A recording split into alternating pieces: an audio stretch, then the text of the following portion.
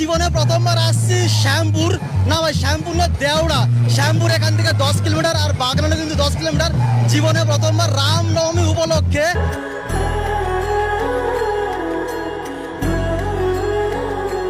এই দেওড়া বাজার থেকে ভগবান শ্রীরামকে নিয়ে যাওয়া হবে শশাটি রাম মন্দির। এই শোভাযাত্রা করে প্রায় 4 কিলোমিটার চলবে এই শোভাযাত্রা। তার সঙ্গে থাকছে কিছু গ্রামের দৃশ্য, আর এই রূপনারায়ণ নদীর তীরেই এই শশাটি রাম মন্দির। আন্তঃরাষ্ট্রীয় হিন্দু পরিষদ ও রাষ্ট্রীয় বজরং দলের পরিচালনায় ও সরস্বতী রাম মন্দিরের আয়োজিত শ্রী শ্রী রামনবমী উৎসব উপলক্ষে বিশাল এক শোভাযাত্রার আয়োজন করা হয়েছে। সেইখানে সকল হিন্দু ভাই ও বোনেদের শোভাযাত্রায় অংশ করার জন্য সাদর আমন্ত্রণ।